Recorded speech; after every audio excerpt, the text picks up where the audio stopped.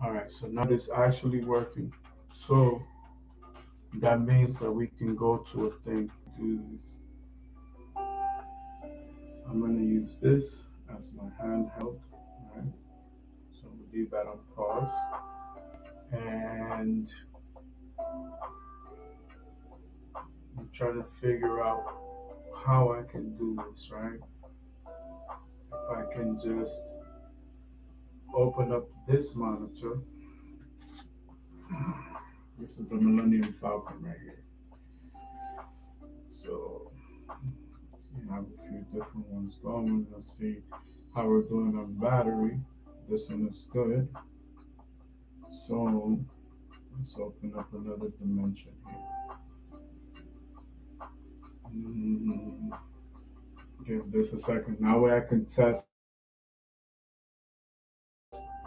that feature because what I'm seeing is that it's saying like it's saying record. So we'll put everything on YouTube. Let me make sure I have no volume here and that I have the ability to preserve battery life. So okay, there is a delay, but that's okay because this is all a test for everything. My network and this rig setup here. So that's done. Now let me adjust this table and let's retry this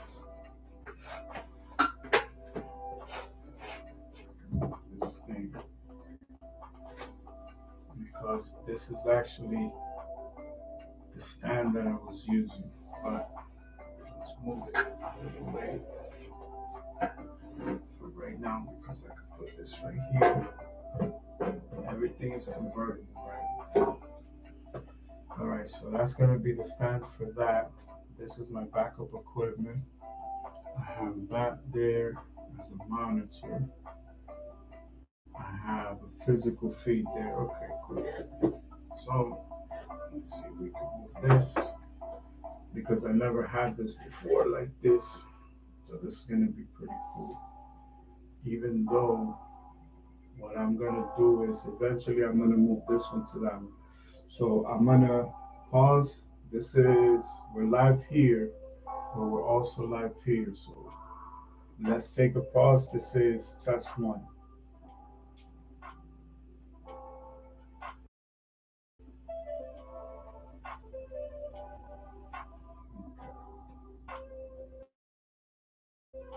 Now let me actually go into my system. Let me see what it says. Go to my channel. Ah, okay. So let's try it now on the other app. See what the differences are because I don't know what the differences are. So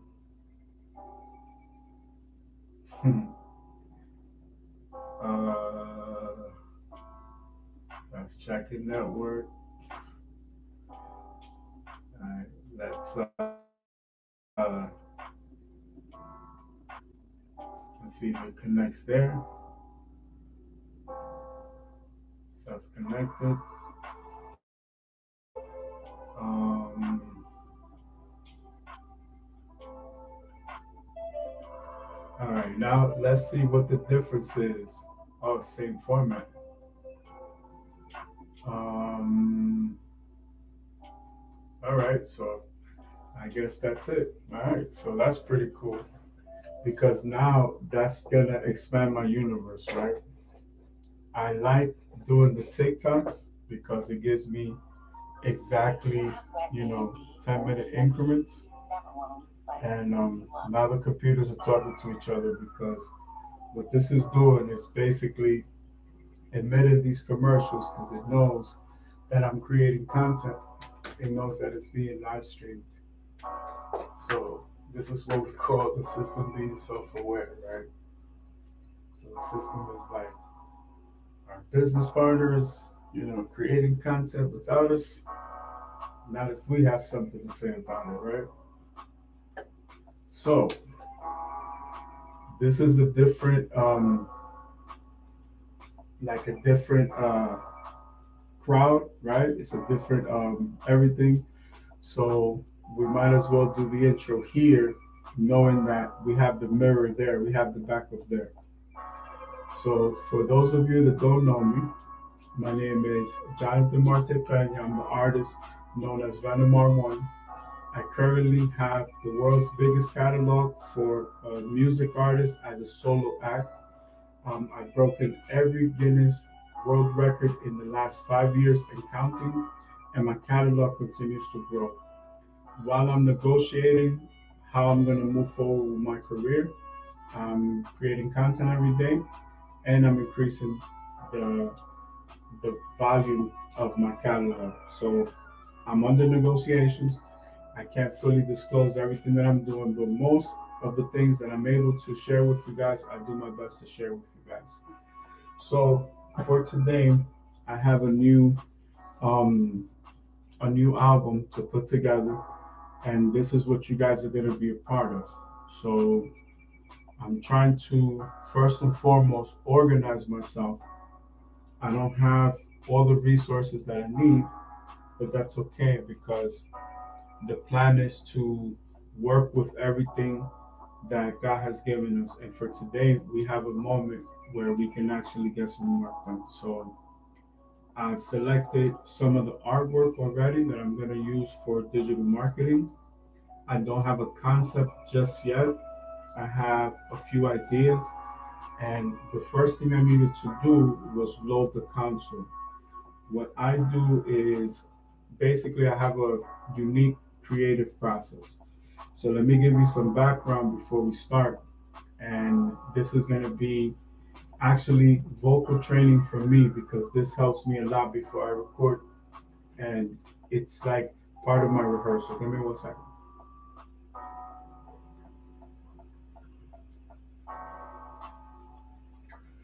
So I have to be careful not to drink too much because I'm going to need it when I'm recording. So basically, let's go back into the history of music, right?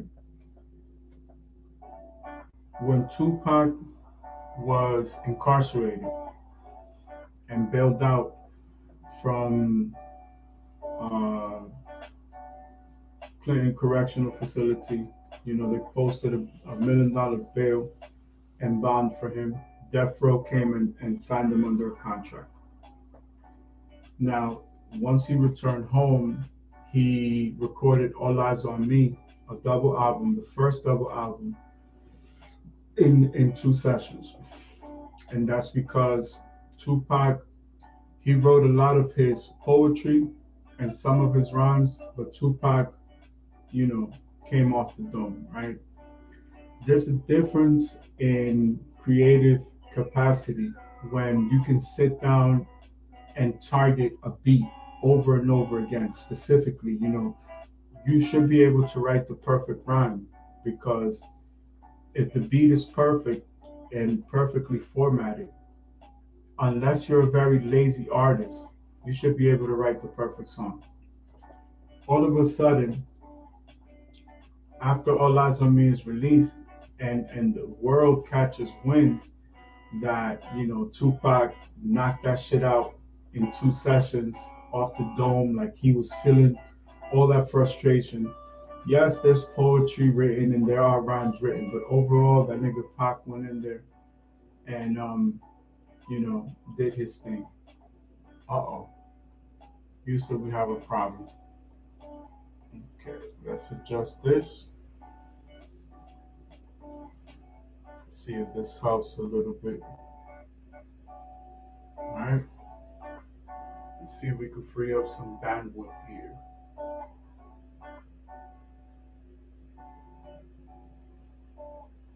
That helped a little bit. Okay. So let us continue where we left off. Again, if you've missed any portions of this, you can go to my YouTube channel and you can listen to some of these elements that I'm sharing with the audience. So basically, the industry catches wind, right? And the industry all of a sudden wants to claim that they don't write.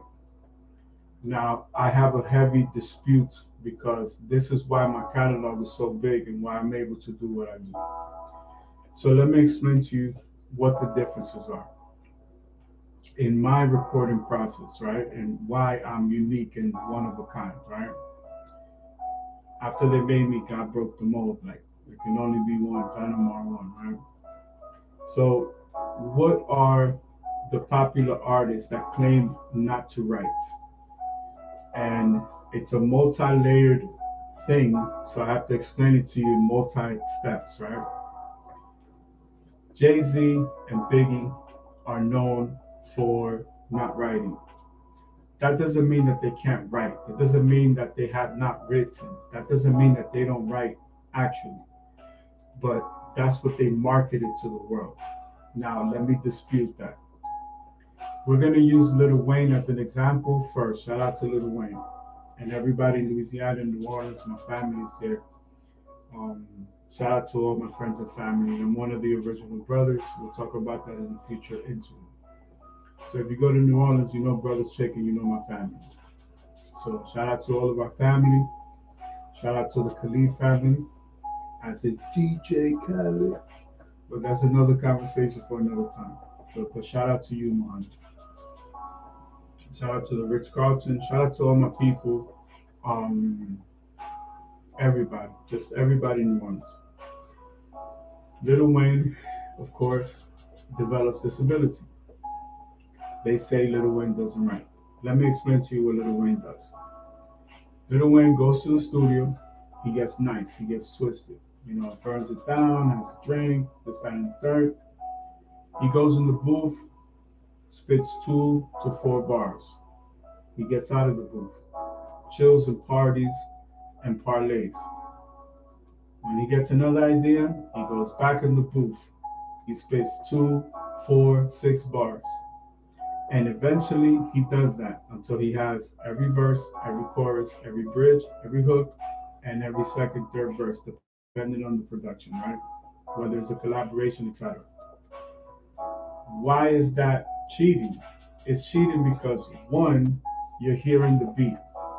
Two, you are punching in. Punching is when you do a segment of a verse, few bars, few bars, few bars, few bars, few bars. Now, why is that similar to writing? It's similar to writing because the beat is perfectly formatted. When the beat is perfectly formatted, you can write perfect rhymes. So let me give you an example of perfect writers. Jadakiss. Why do people love his flow? His flow is squared. It's always squared. No matter what you do, every Jadakiss song is a squared verse on a square formatted beat, and this is why he does what he does. Because he performs very well in the paint. In that square, he's very good. Now, why is that important? It's important because you have access to the beat. You're playing the beat on a loop over and over and over and over again. So what's the difference if you write it down and record it perfectly? For me, because my writing is so strong, if I write a song, it's too powerful. You're giving me the opportunity to penetrate the beat over and over and over again perfectly because it's formatted. So my style, I cannot do that. We use Jadakiss as example. Let's go back to Lil Wayne. With Lil Wayne is cheating because you're hearing the beat is on loop, you're going in, you're punching in 2 bars, 4 bars, 2 bars, 4 bars. So of course, eventually you're gonna have a creative 16 bar verse or more. It doesn't matter the length of the verse, but at least those 16 bars. And what are the differences between Jadakiss that we use as an example or Lil Wayne? The difference is Jadakiss had time to think and analyze and change and make adjustments, which is a luxury when compared to an artist like myself. I don't give myself that luxury. The difference between that and what Lil Wayne does, even though Lil Wayne may not physically write it down, he's expressing. It's different when you're writing a scientific flow, meaning a very well articulated flow in the paint in that square. So I'm putting you artists on game. I'm giving y'all some of the sauce, right? The difference with Lil Wayne is that he may not write it down, but when he goes in the booth, he's tapping into that emotion. And in that emotion, he's just taking that little part, those 2 bars, those 4 bars, those 2 bars, those 4 bars. Mind you, in the studio, this is being looped over and over again. So it's like Tetris, you know, 2 bars, 4 bars, 6 bars, 8 bars, boom, that's half the verse. Lil Wayne's been in the booth 5, 6 times. Lil Wayne could literally go in there, give you 1 bar and go back, and give you 1 bar and go back. Why do you think Lil Wayne's performances are the way that they are? There have to be breaks in between because it wasn't fluid when it was created.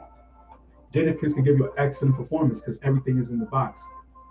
Jadakiss cannot go outside of that box. So if we're talking about boxing, right? We're talking about basketball. It's just like dancing music. Iverson's crossover is outside of the box. He even admitted he has no left hand. So for my basketball players, you're gonna understand what I mean. Everybody else's crossover is inside the box. So when he did his crossover, it looked different. He had to fake it like it was in the box while it's still being outside of the box. So again, in that box, Jadakiss is very good. So what does that mean? Jadakiss can give you a perfect performance. All he needs to do is memorize his verses. And it's very easy to do that because it's all in the box. I'll give you another example. Cameron. Why is Cameron able to have those same similar style verses? Because he's also, everything is in the box. Everything is formatted. Now, what are the advantages for all bad boy artists and where Cameron gets this from? He gets it from Mace because every bad boy album is a classic. From the wackest artist to the best artist, all Bad Boy is Motown in a hip hop format. Every Bad Boy album has a full concept like a movie. And that's what Puffy was selling to the public. So you have to give it up to him as an executive producer. Puffy knows exactly what he's doing. Why is that important? Because Puffy taught all his artists rhyme in the box, memorize everything in the box. And when you're in public, this is our greatest marketing strategy. So Jadakiss had to memorize every verse, just like Mace, just like Biggie. Biggie. Why do you think Biggie's flow is so close to somebody like Mace? It was like double dipping sauce. It's like fucking barbecue and ranch. That's Mace's flow. Close proximity to Cameron, he teaches them. Learn your shit. So when I take you to Hot 97, when there's an interview, when there's a magazine, you're able to display everything you write. So notice when you hear stories about the diplomats, you always hear, oh, because Cameron had Joel's writing, or Cameron had this guy writing, or Cameron had the other guy writing, because that's what he was taught. Everything that Puffy taught Biggie, Biggie shared with Lance on Rivera, and Lance on Rivera used to pressure Cam, yo, you gotta spit into the format. The same thing comes from Mace. Puffy's like, yo, you gotta spit into the format. You gotta spit in the box. Those artists can only perform in paint, in the box. I'm a master of music. So just like Tupac said, I mastered everybody's style. That's why they couldn't fuck with Tupac. Tupac is my favorite artist. The only artist I would say is better than me, which I still don't believe that from a competitive aspect. But this is cool shit that we're getting to share this, right? So Pac, you know, does what he does best. And basically, now it becomes popular consensus. Like now, all of a sudden, people don't write this, that, and the third. So I'm explaining to you the differences here. Now, Biggie and Jay Z are the best modern examples of, you know, this ability or this style. Let me tell you what is Jay Z's creative process and Biggie's creative process. Jay Z started it first because this stems from Jaz-O. Jay Z, Jaz-O. Jaz-O could do two things. Jaz-O could write, Jaz-O could come off the dome. Jaz-O has the crossover in the box. Jaz-O could go hard on the paint, but Jaz-O can also go outside of the box. And that's what makes him a legend because it was impossible to do that. The only remnants of that in the streets was Big L. Again, close proximity to Cameron and Mace. This is still basically Dame Dash managing the whole situation, and it's everything that was instructed in Bad Boy. We won't go into the street aspect of it, but those that know, and those that understand. So for the new audience, I'm putting you on game that you guys could do research and just look into it for yourself. So back to Jay-Z and Biggie. When Jay-Z starts to show these abilities to Biggie, Biggie's flow changes. Let's keep it 100. Let's keep it 100. Biggie's flow is Ice Cube and who else? Y'all gonna hate this. Ice Cube and Fat Joe. So what is Fat Joe's real flow? It's a very Ice Cube like flow. Look at the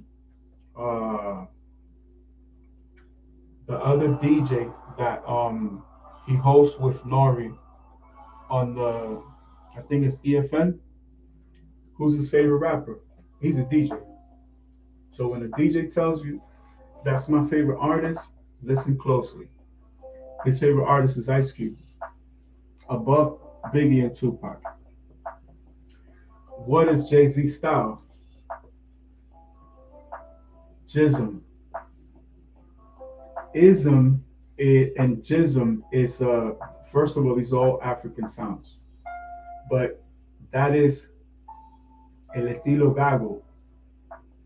When people stutter, when people speak the way that I speak, meaning my voice has a very clear signature, that style, Jay-Z put a twist to it because it's an ism, it's like an emphasis.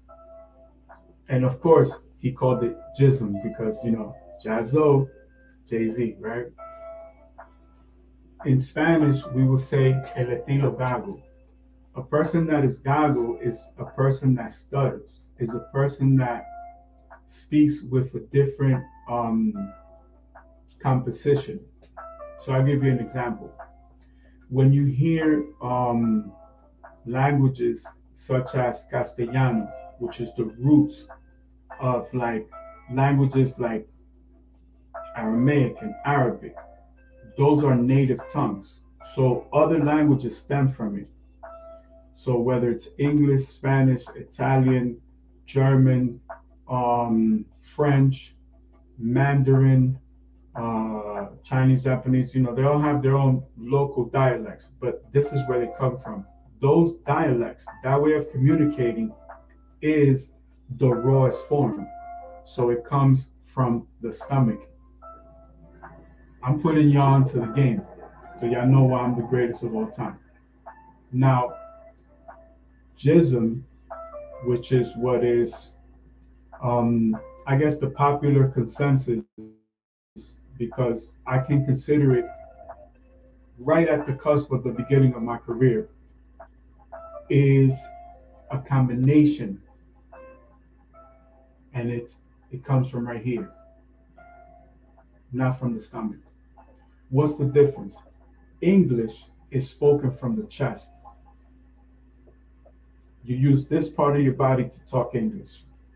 You use this part of your body to talk Spanish. Ism or jism, the ancient languages, this is stemming from Africa, from ancient Kemet, is the combination of both because it uses both of these pockets. So one day we'll have a discussion about flow. You cannot talk about flow without talking about Big Pun. Why do you think Big Pun has that flow? Because he can combine all three.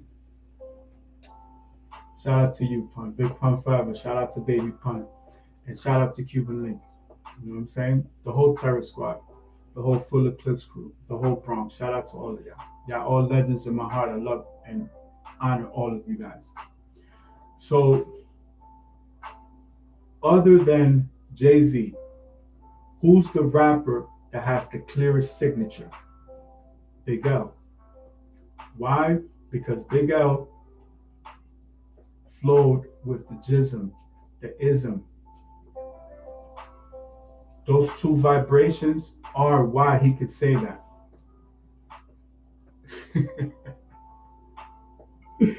Yo, Mobb Deep already explained to you the meaning of shook. Yo, one day with time we'll get more into these music style lessons, right? So emotionally, I just went all over the world. Where does it become popular? Where does this style emerge from? Because the artists that are able to do this have a signature of clarity. And that's very important for a live performance or even the way that things are recorded. Where does this really come from? It comes from the Bronx. It comes from the birthplace of hip hop. It comes from the African Cubano or the African Cuban descent that were then transferred through the Caribbean, through Puerto Rican sounds and Dominican sounds. And who was the master of the ceremony? First of all, as a record label or as an imprint, Fania was like the Motown of these urban Latin sounds, which have now expanded into many other things. And you have the conversation with like Honori wanting to get his recognition for his impact in the Latin genre, which that's a separate conversation. So let's stay focused. The master of the ceremony is Hector Lavoe, which if you translate the word Lavoe, which is French, Italian, or it could be Castellano, it could be Spanish, it means the voice. And what does Hector Lavoe have? The alignment of those three chambers that we use to communicate. So that style, el estilo del gago, the style of the stutter, the style of the ism, which we can give credit and say, call it how Jay-Z said it, the jism, which comes from Jaz-O. So shout out to you, Jaz-O. Why is that important? Because Jaz-O's fast style is because Jaz-O is able to go out of the box, do the crossover on the outside, and grab the words. That's Jaz-O. What was Jay-Z's original style?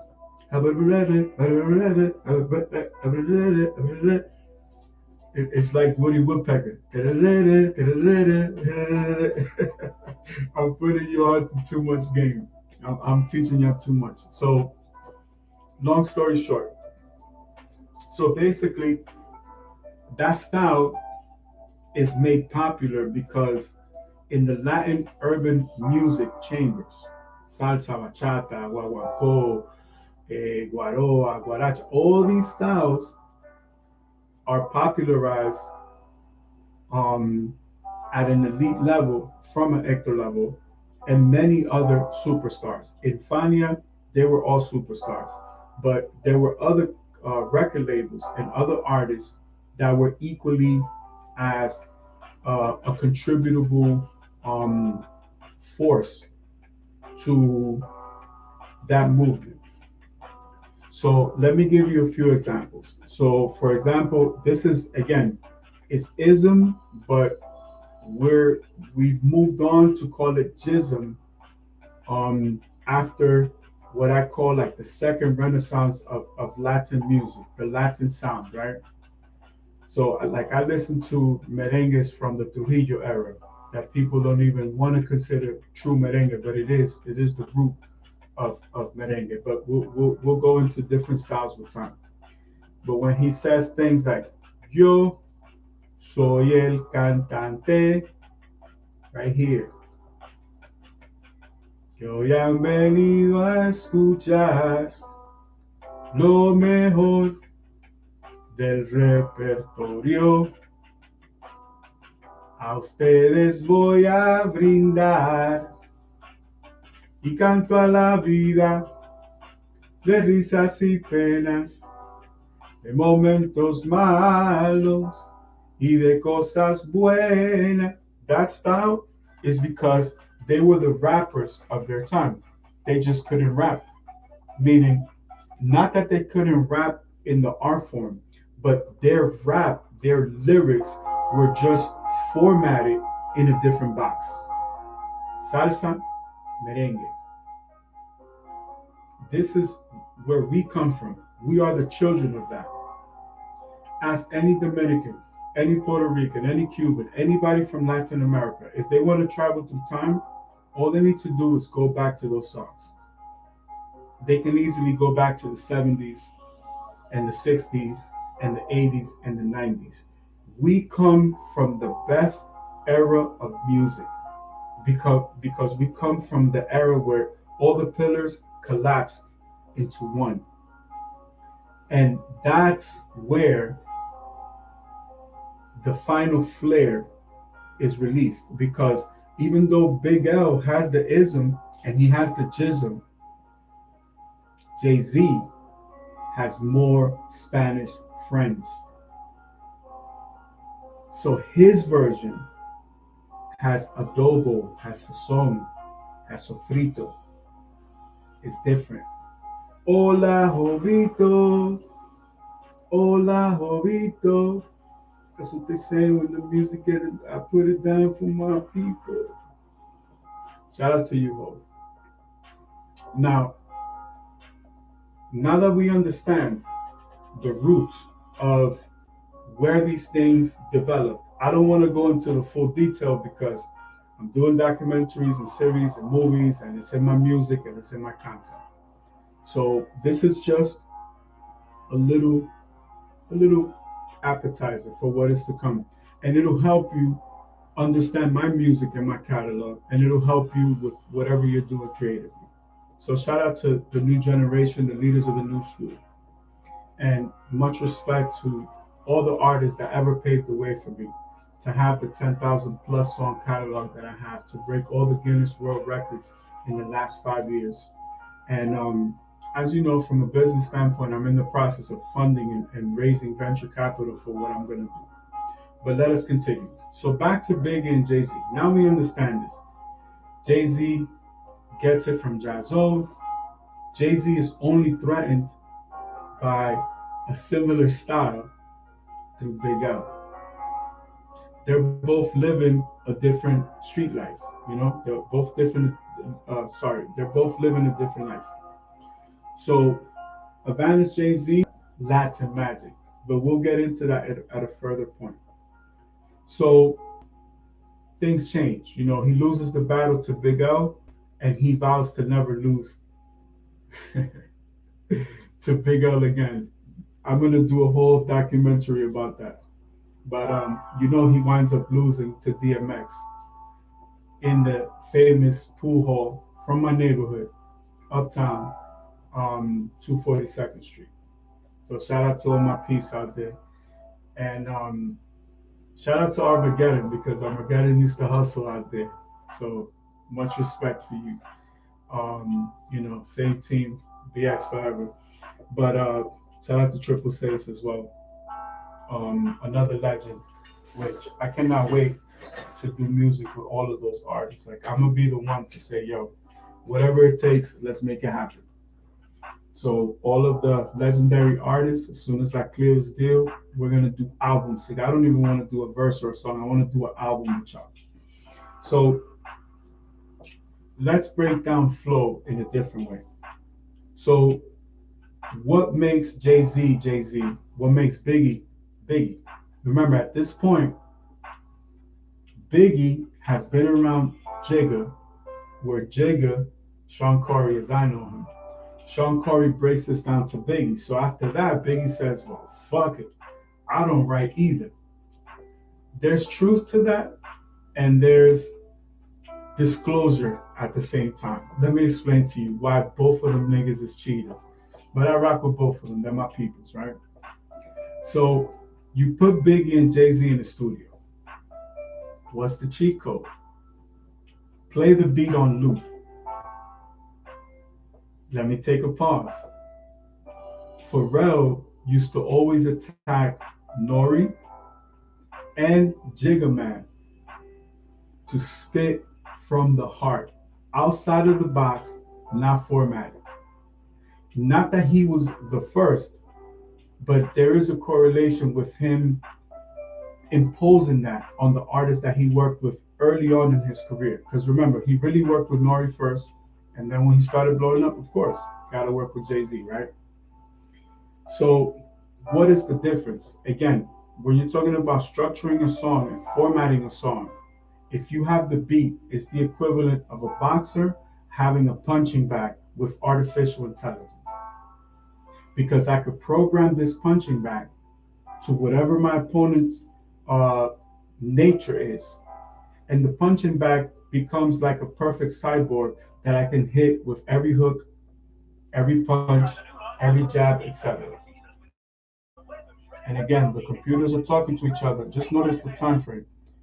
As soon as the computers realize that we're creating content and they're not making money, they're going to keep throwing commercials. By the way, this is for educational purposes. So long story short, what was Biggie taught from Puffy? Format everything, spit in the box, spit a square flow. That's the Bad Boy formula. What is Jay-Z learning? They're in close vicinity to Biggie. Dame Dash looks at it like an investment. We'll pay to open the show for Biggie. We'll book Biggie, but we'll open for Biggie. So we're going to be introduced to that market when that market was really Tupac's market. Remember, Tupac would pay Biggie to open the shows and go on tour with him during the developmental years. Puffy was smart and saw the value in that. So that same business teaching and learning and principle, Dame Dash also duplicated, even though he's never credited for all the strategic things that he has done. So shout out to you, Dame. We're going to give everybody their flowers. So now you have a studio with a perfectly formatted beat from legendary producers. As a side note, let me teach you something as a wild card. Nas's Illmatic was not a classic by chance or coincidence. Nas was placed in the best studios with the best producers available at the time and the best talent. AZ having his first verse on that album and the only featured artist, none of that was by coincidence. All of that was by design. Shout out to that team because they made it happen, okay? And not taking away anything from anybody. But remember that I studied all of these artists my entire life. I study those artists daily. To this day, I study all of them. And I'm inspired by all of them, right? So, long story short, everything changes, right? Now you're putting Biggie and Jay-Z in this chamber. You're encapsulating them in this rectangle. And in the middle of this rectangle is a square. Because a rectangle, all it is multiple squares aligned in a certain fashion. You know, horizontally, right? Why is it cheating? Because the beat is on loop. Because now you're going to see a combination of everything we just spoke about. So if you made it this far and you don't understand where we are, whenever this is finished, go back to the beginning or go on my YouTube channel and see the whole thing. Now, Biggie is on one side of the stage or the studio or the listening, area where they master and engineer. Remember, back in the days, they used to cut songs with the DATs. They actually had to cut, physical pieces of the recording and shit like that, right? Or run it through several machines. So you got Biggie pacing back and forth from the wall to the console to the next wall. You have Jay-Z pacing back and forth from the wall to the console to the next wall. So they're doing this. They're doing this while they are listening to the beat, which is the equivalent of a boxer not only having a punching bag that doesn't move. This is a punching bag with artificial intelligence that moves to the pace of their punch because they can target every single element. What is the difference?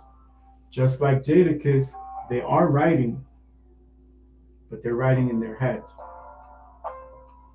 Just like a Lil Wayne, they are inspired by the moment because it's a different part of your brain that you're using to write down a song versus to flow and freestyle a song.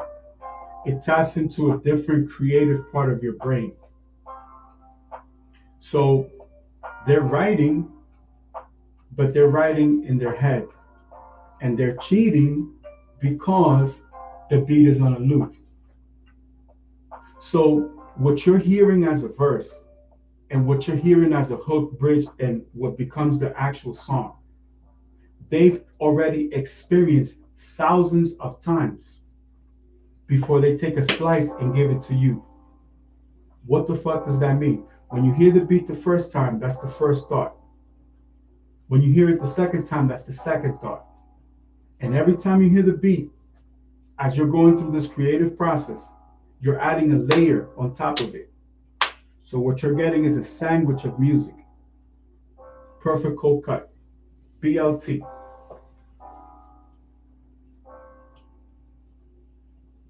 What is the difference? I'm going to tell you what the difference is. Few differences. Number one, when Jay-Z, for example, and Biggie are putting together their verses, it doesn't matter if they go 2 bars, 4 bars, 6 bars, all the way to get to their verse. The difference is they're not punching in. They're not going in the booth and dropping 2 bars and getting out the booth and putting together 2 bars and going back in the booth. No, they're adding 2 bars, 4 bars, 6 bars, 8 bars, 10 bars, 12 bars. When they have their 16, now is refinement. It's purifying. How do I want to say it? When do I want to say it?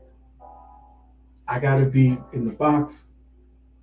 But only when they memorize their entire verse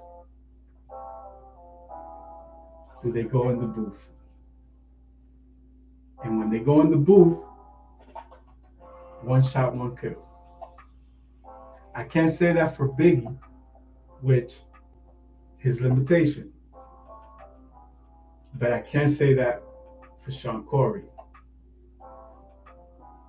What is the difference between all of these styles, all these techniques, all these approaches, all these understandings, all these teachings, all these experiences, all these backgrounds, and Venom R1?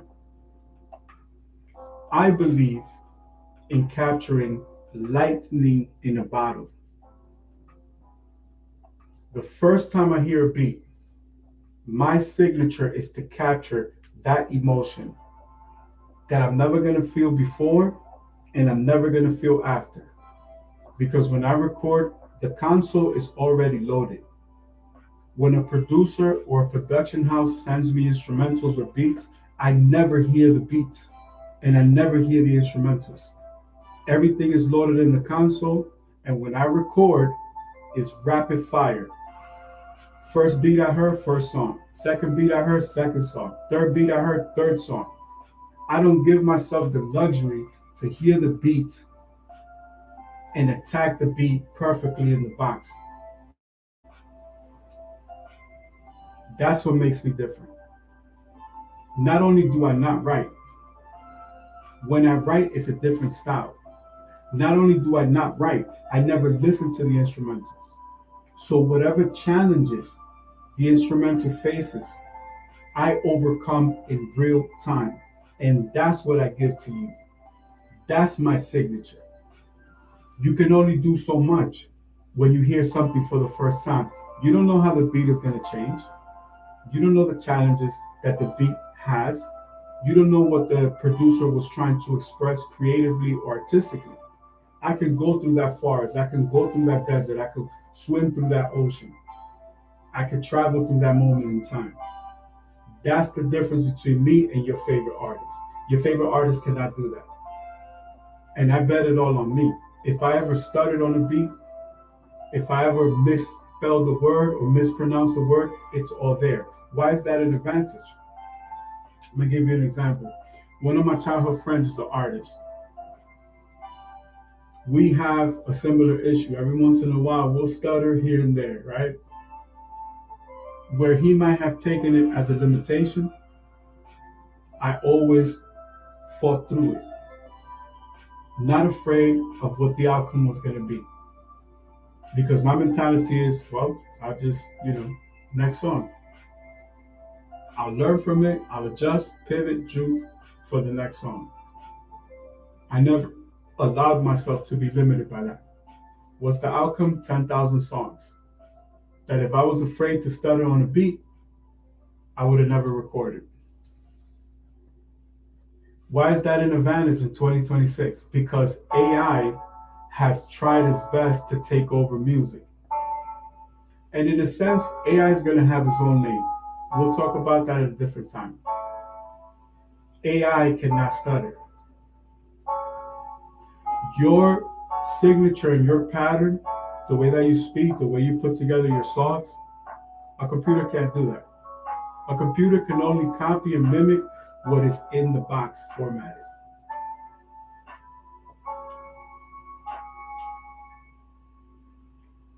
When I'm going to do an album, I load the entire console.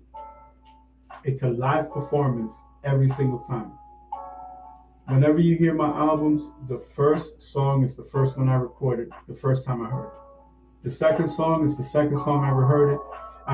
The second song that I recorded the first time that I heard it. Every single beat, every time I hear it, that's it. That's what I'm giving you. That's what I've given you for over 1,000 albums. That's what I've given you over 10,000 times. And my catalog continues to grow. I released an album the last 4 or 5 days, an album a day. I took a day off. Today, here we are. You are witnessing the process of everything that I do.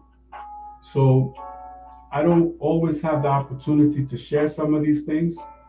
Some of these things are intellectual properties, right? These are some of the secrets to the sauce of my flow and how I put everything together. So now that we established that, I wanted to not only share this with you guys, but in real time, I'm going to be recording an album. And you guys are going to be a part of it. Now, I always say it takes me 15 minutes to bubble, so you'll hear that in my flow. So now that we've gotten into a rhythm, even having this conversation with you guys has allowed me to warm up my vocals. Give me 1 second.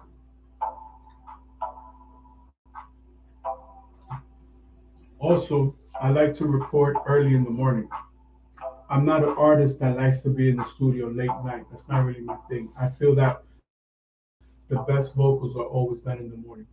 Sometimes, as an artist, we have to record in the afternoon, we have to record in the evening. For me, I have my own studio, so I don't have a problem. I can record at any time. But I'm gonna give credit where credit is due. Shout out to Russ and Lil Russ too. But Russ said it. It's repetitions. I'm in the studio all day, every day. It's gonna be hard to compete with me when I already have 10,000 songs and over 1,000 albums. They just did a special on Jimmy Fallon where they made this huge plaque for DJ Khaled. It had 13 albums on it. And he's like, yo, 13, and I'm working on another one. And I'm like, yo, I have 1,113 fucking albums. But shout out to you, Khaled. So now that we've established a baseline, and again, this is also a test because I'm testing Kick, which is going to be my main streaming platform moving forward after my recovery from surgery. And in between the process and everything, and all my content will get filtered out to TikTok and YouTube. So I need to load my console. So um, let me go to my producers and see what they have in the chamber for me. And we'll get the process going. So now let's talk about more specific technical data points, right? In the digital world, it's a little bit different for artists from this generation and my generation. My generation, everything was analog with some digital enhancements. Now everything is digital. So in the streaming world, in the digital world, anything that is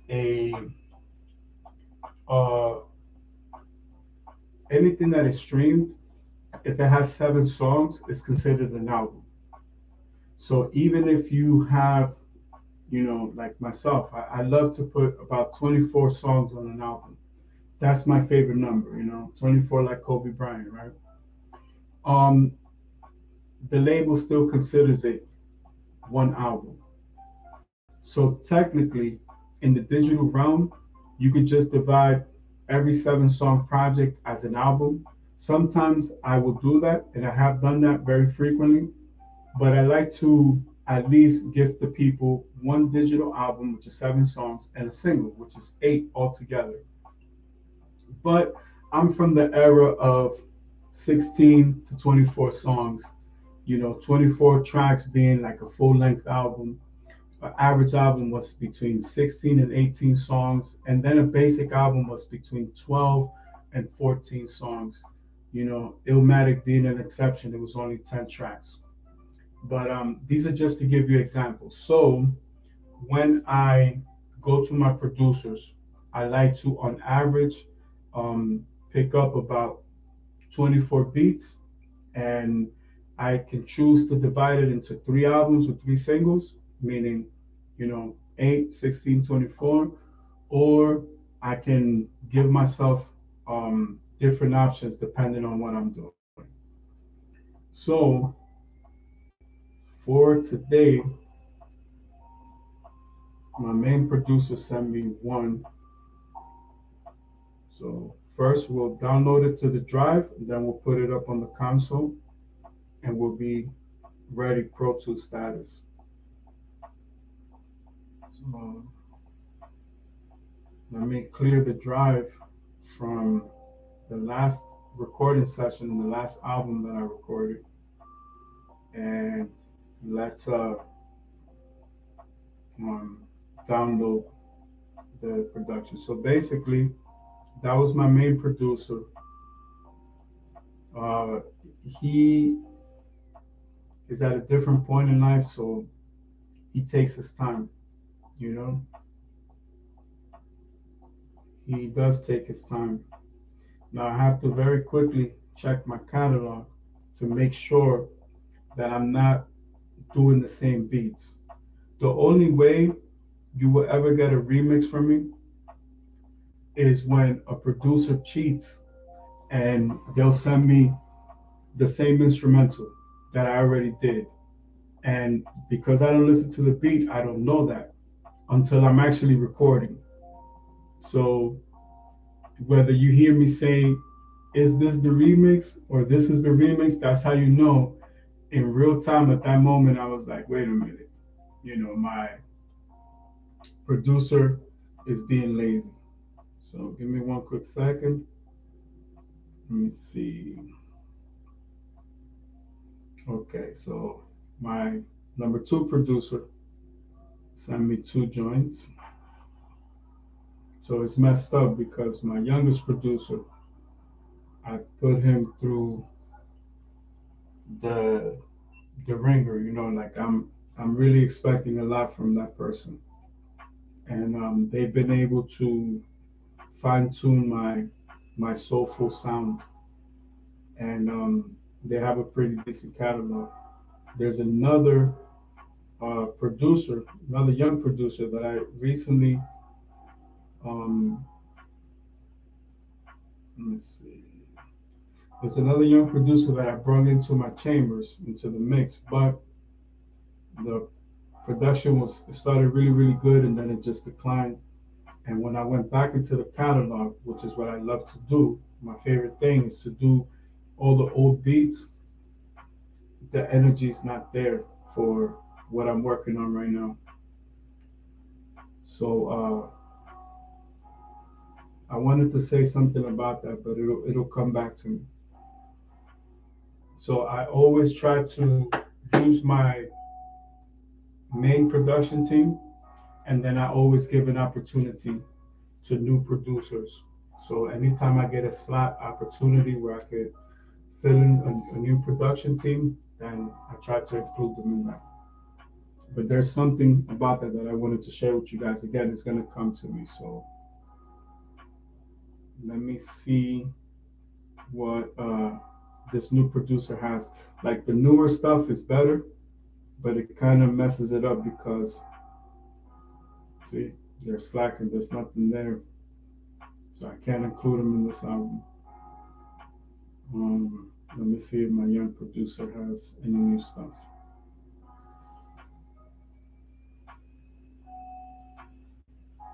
Hmm. Now I have to check my catalog as well to make sure that I give everybody an opportunity to be on the album. Oh, okay. That instrumental I already did, but this is like it's like quality control for me. These are the things that I need to do. So nobody has given more underground artists an opportunity than I have. I have over 10,000 collaborations with mostly unknown producers that you never heard of from all over the world. The same way I've collaborated with many artists from all over the world that sometimes they have one follower, sometimes they have one view, sometimes they just have one beat, you know? So that's very important. So far, we have one from my main producer, two from my secondary producer, and one from my youngest producer. And there's two of them. So let me check the other one. And then I'm going to go back to my youngest producer because out of all my new production, he was the main production team or the main producer that, you know, I wanted to make sure that I did his whole catalog. In business terms, I wanted to make sure that I made this person a multimillionaire, which I did. And I'm in the process of doing. So my other young or newest production team, mostly in Spanish, he just sent me a new one. So that beat was made 5 hours ago, just to give you an example. That's another thing too, being fresh, being able to always bring you guys all my new stuff is important to me. So let me let me give him the opportunity to have more than one production. Let me go into his catalog.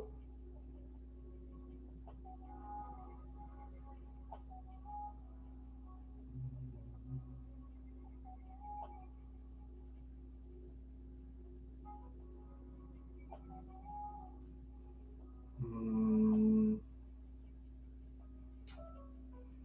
I have to always double check. I have to check 2 albums ago because I believe that was the last album. A lot of me going through my catalog is a lot of management, catalog management. With 10,000 songs, you have to be very, very good at managing your catalog, which of course I'm excellent because when it comes to the creative stuff, I do all that myself. So let me just double check a few albums ago because I know that the albums that followed, the last things that he produced, were mostly in English. So I want to make sure that I give him an opportunity to participate into this project. So I'm very fair, I'm very just when it comes to things like that. I don't like to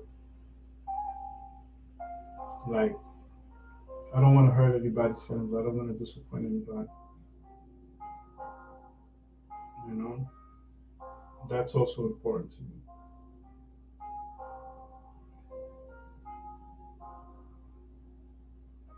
So my last album is called Sion 63 Roaster in Dubai. Before that, I dropped Purple Corvette. Before that, I dropped Orange Haze Boudet. Let me look into Thanos 2026. Okay. So now I know which is the last one that he sent me.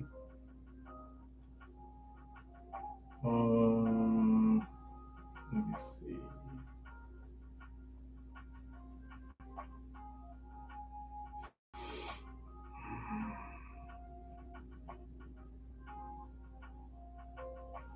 Okay, so I'm up to date with his new stuff. Now let me go with the older stuff.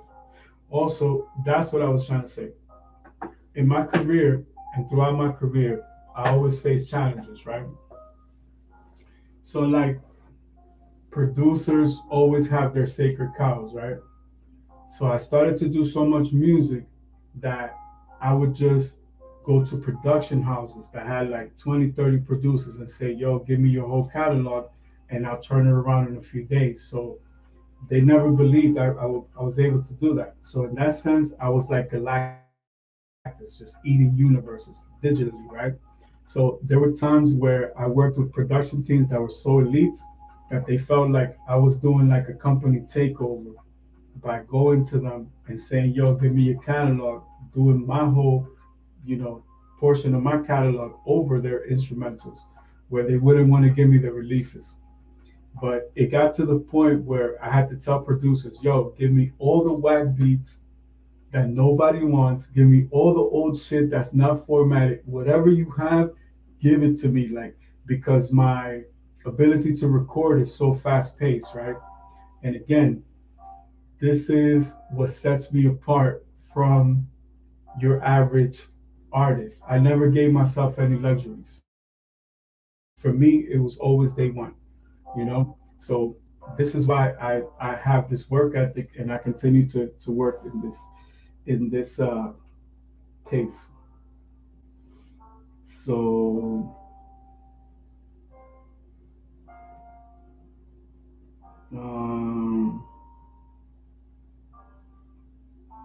I'm looking at a beat here, and I kind of know that this is the last beat that I got from him.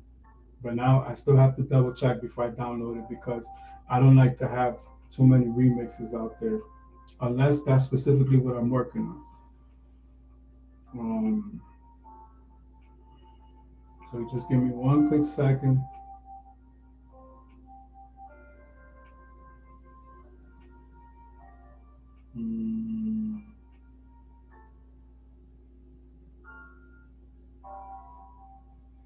It has to be in purple haze. I mean, orange haze, puree. Ooh, I love that album. Energy was amazing on that album. So let me double check because this is going to give us a few more opportunities here.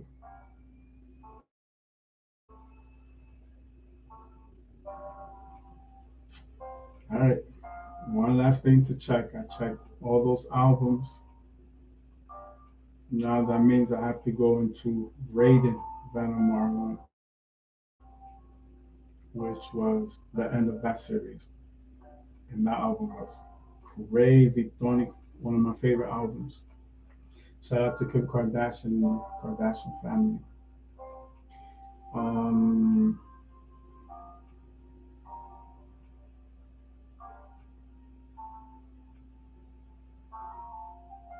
nope, gotta go back. This is Doomsday, Orange Haze Boudet. So I know for a fact Doomsday was right after Raiden. So I have to go back to Raiden R1. Raiden Venom R1. Another thing too I did in my music page is I have an expansion page. So bandlab.com/ Venom R1 and then Genesis Venom R1 is my expansion page. Let's go into Raiden just to make sure. Mm,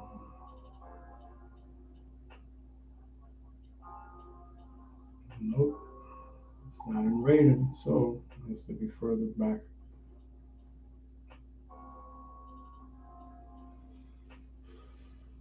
I'm pretty much sure, but I still like to always double check. Let's take a quick moment here. You have to be very patient, but I have a lot of fun when I do this, so this is part of my creative process here. Mm. And again, as time progresses, we're going to document more. Now, I went back as far back as Lin Kuei 3.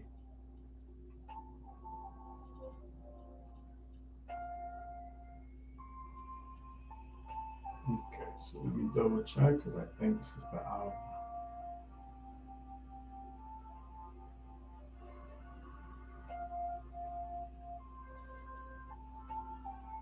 All right.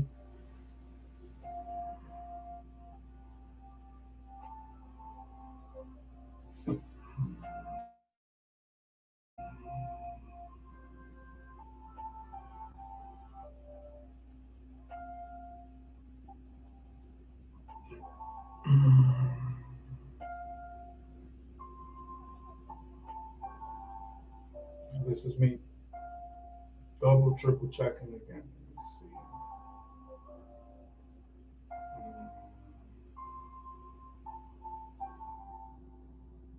Now I gotta go back and check its sequence just to make sure because it's another song that he titled in English, so it's a little bit harder to find it. Again, this is what preserves the quality in everything that I do because it's important for me to give you everything that comes with that first initial, everything. And this is how I make sure I keep track of that. So Orange Haze, let's go Thanos.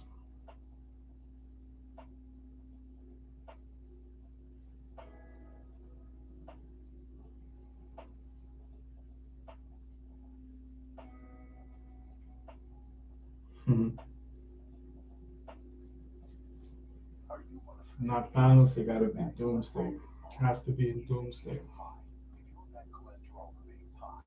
Now, it's a cool thing when you listen to the album Doomsday because Doomsday is a DC character, and that's one of my uh,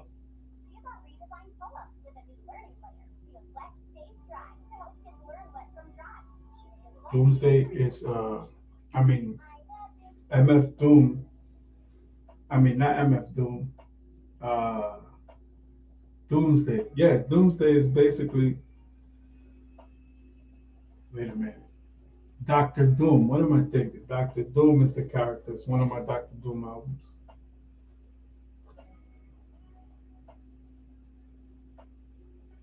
Okay, so it's not in Thanos. It has to be in Doomsday. Anyway, I'm pretty much sure, but I need to make sure 100,000 trillion percent. So let's go to Doomsday. So my Doctor Doom album, I called it Doomsday. Tiene mal. All right. Still got to go back to Lin Kuei 3.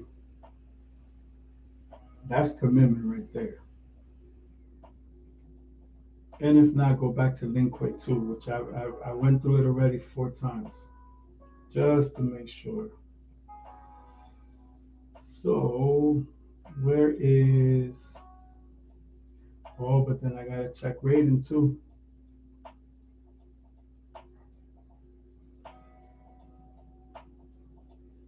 Nope.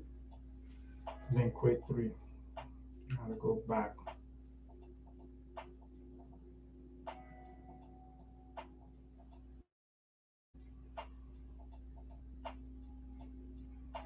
Mm. I did it already. You see, if I didn't check, I would have done a remix. So Angelical and Dance Me. Hold up. So am I correct? Mm, Let me just double check this real quick. Another album, nigga. Lin Kuei 2, nigga. Okay. Alright, so Playful should be the instrumental, but let's listen to it real quick. That feeling when you're trying to build your. You're gonna give me a commercial, like, God damn it, motherfucker. Okay, it is Playful. Now, and that was dangerous because I had to put the volume up to hear it. So even that, I have to mute all the consoles. So when I download it, I know for sure I'm Gucci Landia. So I got one new one. Let's put that in the hard drive.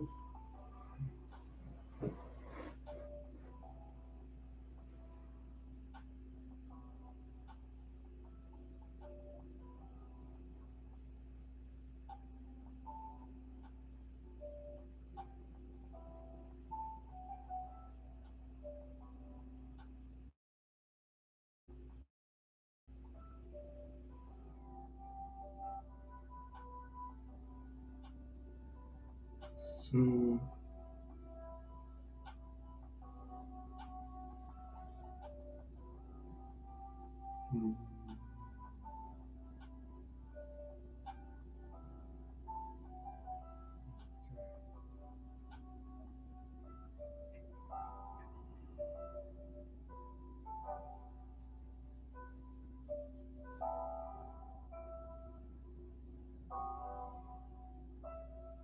So the newest producer gets put to the back burner because my other producers are stepping it up.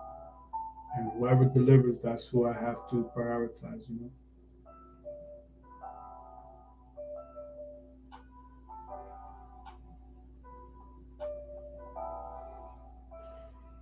I'm very firm, but I'm very fair. You know? So esa noche. Let's see. 1, 2, 3. We'll give him me prefiere because that way I can have an even count.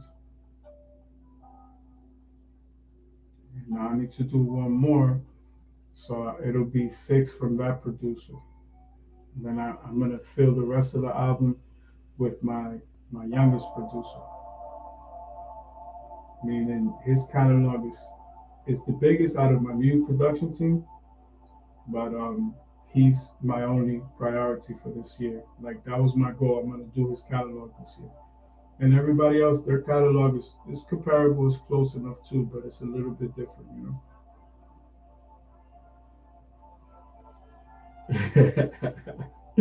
Now, this is something unique because he sent another two joints where I feel like I enjoyed it so much that I still want to I want to give him the opportunity. With the other producer, it's like he just ran out of jet fuel. But you know, this one is a basic beat. But anytime it's a beat like that, I'll just put it in as a bonus track.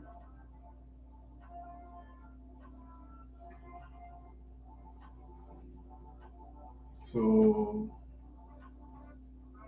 me prefiere, ella es distinta. That's what it is. And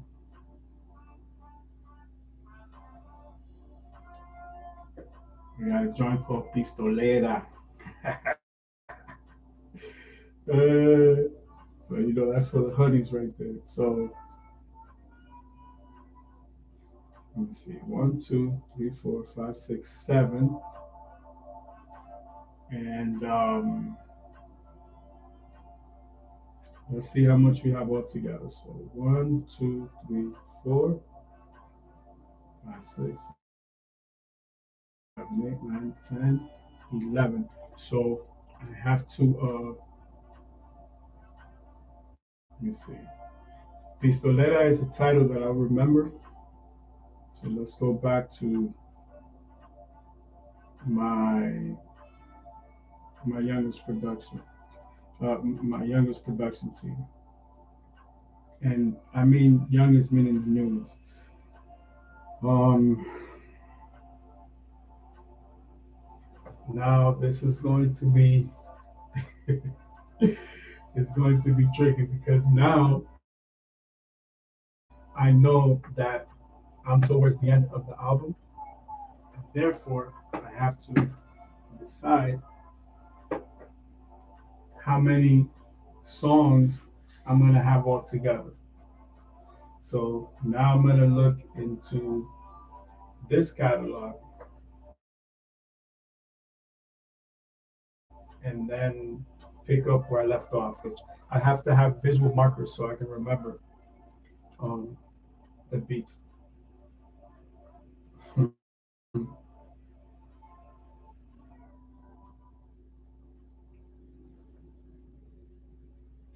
Then it's like knowing the record I'm gonna break because I have 440 songs released for this year. My worst year was 2024. I only have 408 songs. That shit broke my heart. I've beaten that this year in 2 motherfucking months.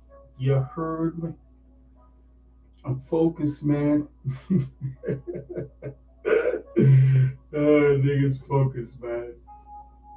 All right, let me see where I'm at because I'll be able to look at yesterday's album and know where I'm at.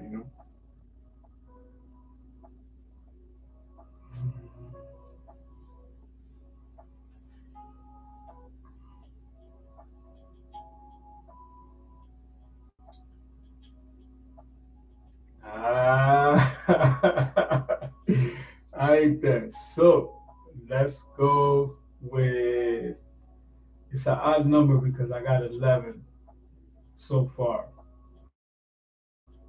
but I'll feel more comfortable once I add more.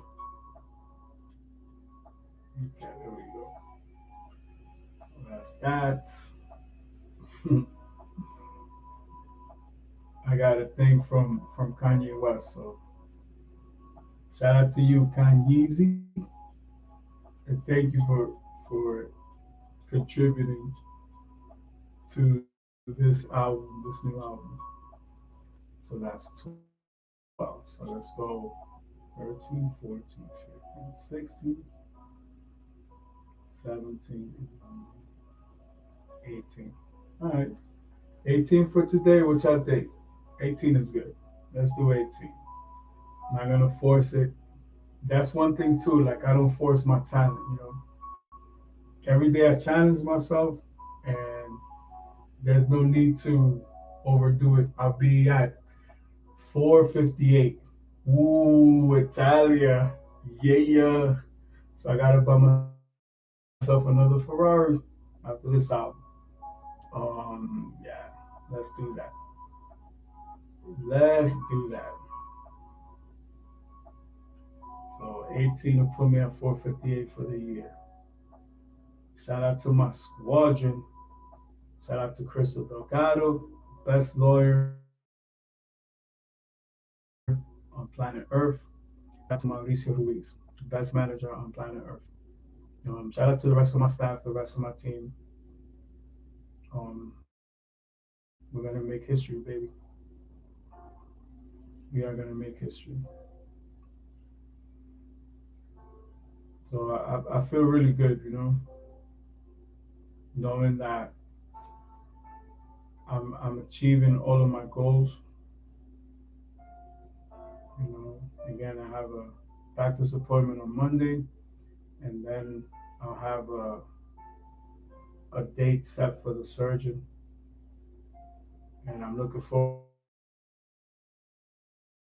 to that. I have a beautiful granddaughter to provide for, and everything I'm negotiating is for her future. So the pressure is definitely on. She's almost 2 years old, so I only have but so many years that are like the developmental years, and you don't want to lose those moments. I've lost enough moments in my life, which is cool because this is also part of like the brainstorming aspect of it. All these things that we're discussing are things that I'm going to be pulling from as I'm actually recording. So feeling good, you know what I mean? That's very important.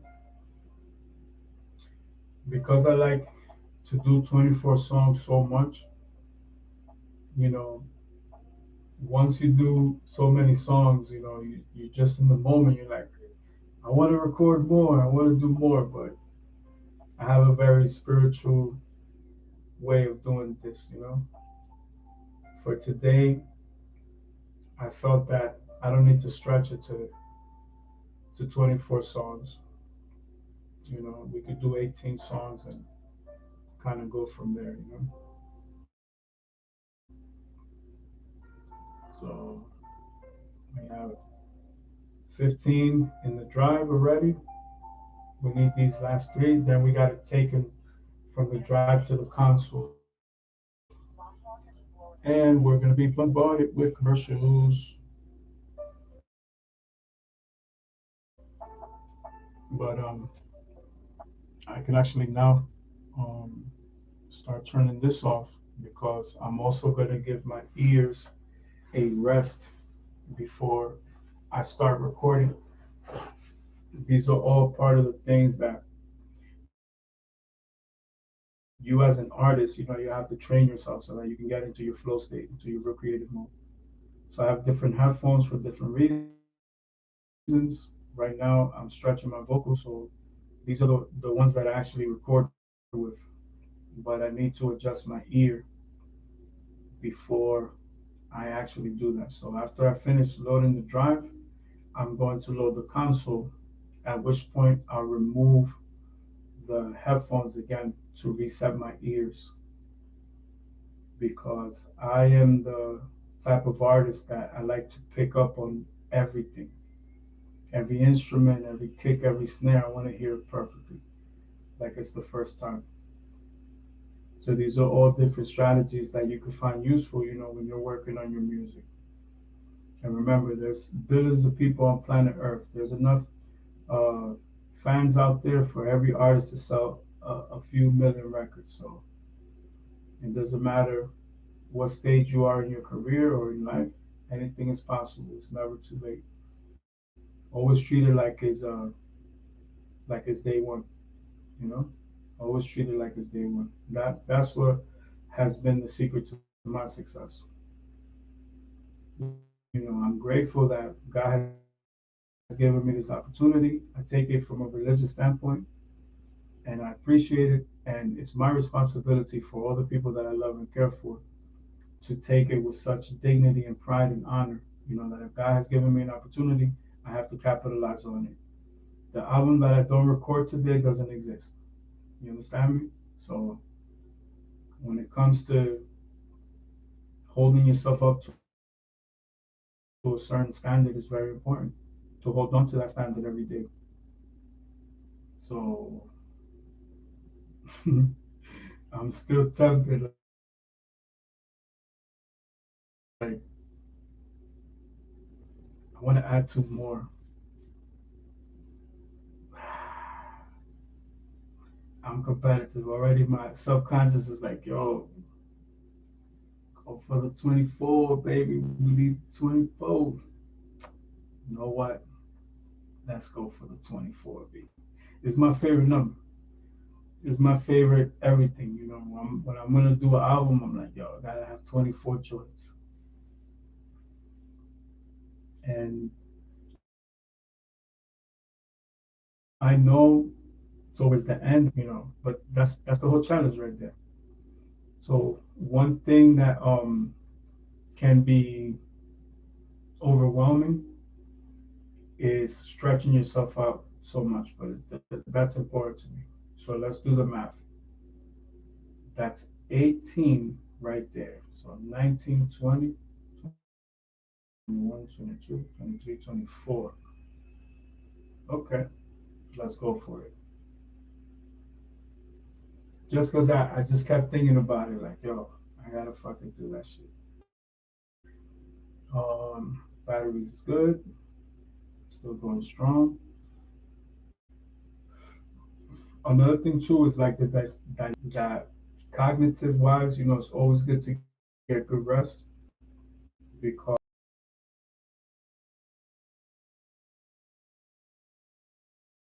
I just want to, which is new to me, but not new per se, right?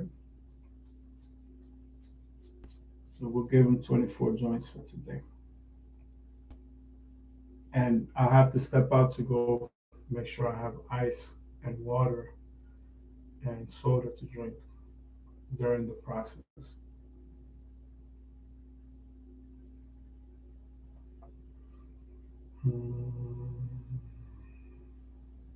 Okay, we got four more, y'all. So we got 20 in the drive, we need 24, and then we're gonna pass those to the console. So that's number four. Okay. And like you see, Cosmos gave me a break because the instrumentals is rather hard. Two songs for me are equal to one. But it's finding that challenge is always pushing myself more and more. Each album, each concept or beat is because it's not fully formatted, and they expect an engineer or whoever's doing the mastering to, format the beat, which is basically make it more square. For me, I don't really like